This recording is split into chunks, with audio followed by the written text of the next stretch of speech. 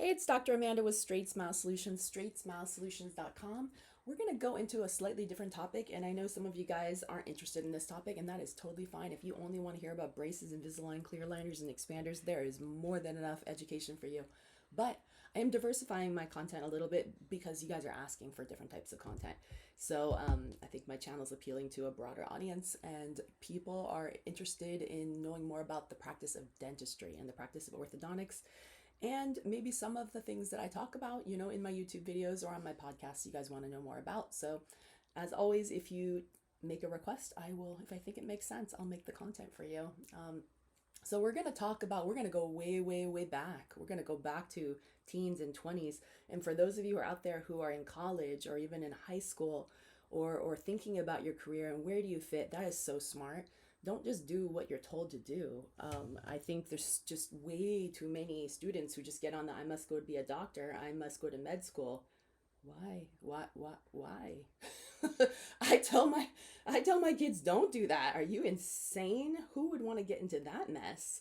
Um, I mean, unless you are just brilliant beyond all belief and you have those just educational gifts, but not only the cognitive gifts. A lot of people have the gifts, but they maybe don't have the physical ability to be able to sustain that type of practice long term in their life. So look into that as well. That doesn't mean you're a bad person or you're not smart enough. It doesn't mean anything's wrong with you. It just means that that isn't the right practice for you. A lot of physicians are the most, not a lot, most of them I've met are the most miserable, messed up people I've ever met. I mean, I'm not saying dentists are that much greater, especially those of us who've been through a lot we've been through, but I think it's completely possible to go into healthcare without being miserable and having a great work-life balance and making some pretty good money. But you can't do it in a traditional sense, and that's what I finally figured out. You're just traditionally relying on the insurance model to pay your bills. Forget that. I'm telling my kids to watch out. Yeah, my kids doing really different stuff than what my husband and I did, and we are getting very creative. So follow what we do. I don't know if it's right, but anyways, okay. So let's go down this rabbit hole. Again, just a friendly reminder, I did not know I was neurodivergent slash autistic slash ADHD and officially until less than 9 months ago. It was last fall. I had some inklings, but those didn't even show up until a few years ago. But now that I got the diagnosis, literally everything makes sense going back to my first memory ever. And life is so much better, and the practice of dentistry is a million times better. So much hope, so much optimism. So I'm putting it all out there so that you guys can see my secret sauce and maybe you can duplicate it because I don't gatekeep information that's good. Okay, so let's see what we're going to talk about today. All right, so basically this is more driven towards female doctors just because we're the ones that get the bulk of it. If you're neurodivergent, the females get the brunt of the wake-up call much faster, much earlier, and much all at once, and is the most destabilizing at the absolute worst time of your life. And if you are expecting it to come, then I think it's cool. You can start preparing for it. I'm a person that prepares for everything. Like, I'm a preparer. I'm pack for my trips, 5 days in advance. If y'all ask me to do something, it's going to get done. I'm very reliable. So when things take me off guard, it's rough, especially if you're not expecting it, and especially if nobody can explain what's going on, and then you literally have to be your own doctor and figure it out. And once you figure it out, your own doctors literally think that's so cool, and then they bring in all the med students to interview you, and it's like, what, isn't this your job? Why is this my job? And it's all because I can read literature. That's what it comes down to. Okay, so basically the science behind this, I'm just going to go over the science and you can look it up yourself if you want to, is that estrogen is the primary driver of dopamine production. High estrogen keeps late diagnosed neurodivergent women mask their struggles. Like, you don't even know that something's wrong with you. I'm not saying wrong, just something is slightly different than the most of the population. So often women can get in midlife clinical crash when their estrogen drops, which can start happening in your 30s actually. And sometimes for neurodivergence, there is literature saying it happens even earlier, which literally unmasks that you didn't know you had ADHD or autism. So the brighter you are, the smarter you are, and sometimes the more support you had as a kid, the better the parenting you perhaps had, the further you got before you realized you had a problem. And then all of a sudden now you don't have the support anymore. So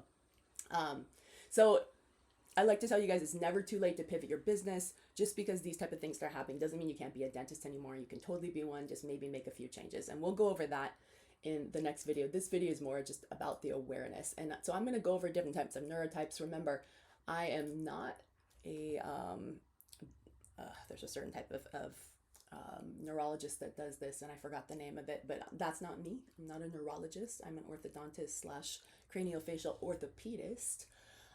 But you know, the head's the head, and we learn a lot of stuff. So you've got your ADHD brain. You got to find out if you're ADHD, which is interest driven. That's people that are like easily stimulated, like novelty, just like bouncing all around. You know those people. Gosh, we all had them in school. They were all boys. Occasionally, I had a girl. I had a girl that was someone that my daughter knew that was in some activities that she was in, similar activities, same age. And it was very obvious that she also had this. And if you're unmedicated, then, you know, it just has to be regulated a different way. So early career traps. So your superpowers for the ADHD brain basically are that you are really fast in a crisis. You have, you know, super creative problem solving and problem like hyper focus. You can super hyper focus your brain. But you'd be terrible at a repetitive, administrative, or slow-paced field because you need novelty, you need fast things, you need to be able to go, pivot. So they say best dental specialties are oral surgery or urgent care dentistry. I think even orthodontics is great. But and they said best medical specialties would be emergency medicine or trauma surgery. And by the way, if you really like watching TV, I mean, check out The Pit, which is a great medical ER show. But I mean, so much dental in there. Some of it's wrong. It's hilarious. But definitely check it out because they're so clearly, the neurotypes are so clear there that once you listen to this, you know, this YouTube video, you could go watch The Pit and you'll totally get what I'm talking about.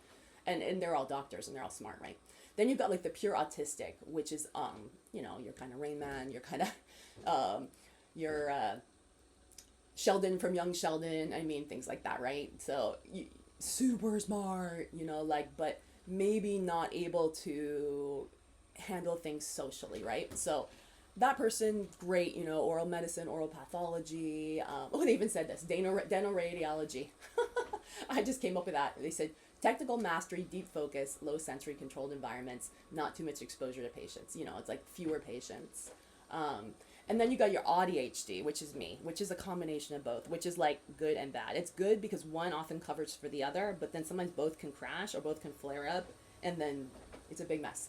So anyways, for that one, definitely the superpower is going to be trying to harness the novelty of the ADHD without, and the focus of like the benefits. So there's benefits to both, right? So we've got the benefits of the autism in that you can really, really understand things. Like you see things before anyone else sees them. And then the ADHD, most people who have ADHD are super friendly, you know, like they can super good talkers. So when you combine a good brain with a super good talker, you are freaking powerful. Like it's cool. It's great in dentistry. Oh, great. Best dental specialties, orthodontics and dental facial orthopedics. Hey, orthodontics is a highly systemized and predictable, yet it's unique, dynamic digital puzzle with evolving technology. Oh, that is hilarious. I mean, I kind of knew that, but I never actually had AI tell me that I did the right thing. So fantastic, right?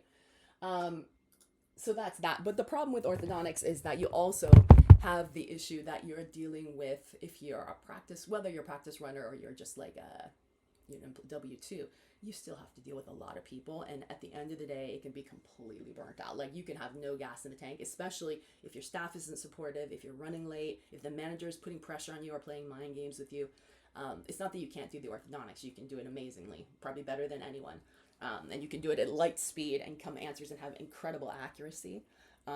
It's just that you can't deal with all the other BS at the same time. And I think for dentistry, that happens to everyone. It's just that for us, it's even worse, you know, just because we are so capable at everything else.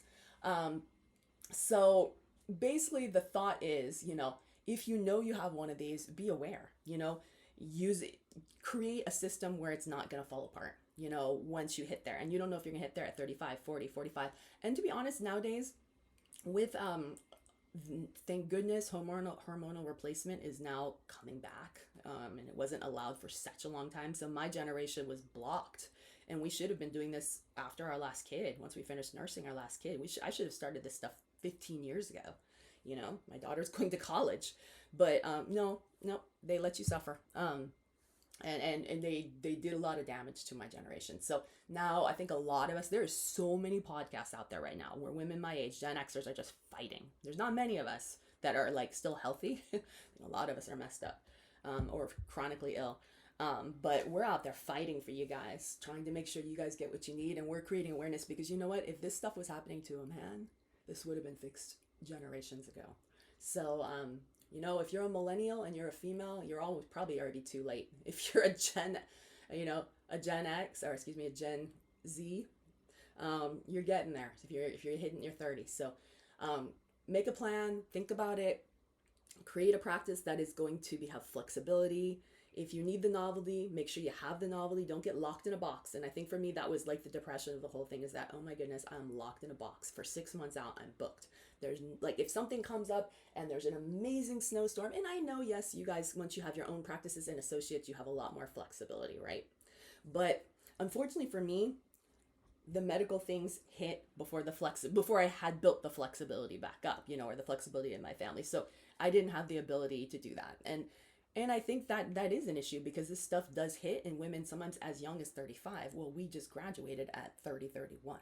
And then we had our kids. So we didn't even get a chance to grow our practice yet before this hits. So sure, a dude has a whole different lifespan, like guys always do, but girls don't. So plan before you pick your specialty. Listen, orthodontics is still an incredible specialty, but I think there's so many other different ways to do it. And personally, I'm going to go into this more. I would not take insurance. If I end up doing this all over again, I will not take insurance. It'll be built from bottom up as a complete cash, but access to care model, you know, not that it's going to be expensive, is that everyone's going to have access to care. And then medicalization of the payment, like we're getting paid, even compensated, even if we're dealing with ENT and myo screenings and all that. No, we're getting compensated for all that. So, you know, it's a matter of proof of concept first. You have to show that this concept works and that it's not going to be expensive, and perhaps families will save money, because if they start doing stuff way earlier, they're probably not going to need 2 phases of ortho, and they might not even need braces or aligners at all. Hey, surprise. And their kids might grow better, look better, feel better, perform better. We might have a better society. I know I'm really pushing out these hypotheticals here, but I see it happening. I've been seeing it happening for 20 years, and every single orthodontist out there is sitting on this. I'm going to say it's not a secret, but we use our knowledge to help our own families slightly differently than and friends than we do for the general population that's actually our legal patients, because we can't. And that's the thing. If we're doing a different standard of care for our own families because of stuff we know, but we can't quite, we're not compensated in that way. It's just too time consuming to create a practice around there. Then something's wrong in the way orthodontics and dentistry is being practiced. So anyways, this was a big, you know, I know this video is not going to appeal to everyone, but for the people it does, it should wake you up. So, and anyways, I want to put this out here. If you are a millennial or just getting into dentistry, I always put it out there that I'm happy to have a conversation with you, especially if you're US licensed. You know, if you're from like a really foreign country, like y'all, I'm just getting way too many requests nowadays. Like when I first started, I took those calls, but I can't not charge for them anymore. It's just, I put my stuff out there for free so you can get it, but I can't do these phone calls. So I'm on a lot of podcasts in other countries now, both dental and not dental facing. So you can literally probably look up my name, and I'm going to talk about a lot of subjects. So check it out. And that's the best I can do for y'all right now. All right. Thanks.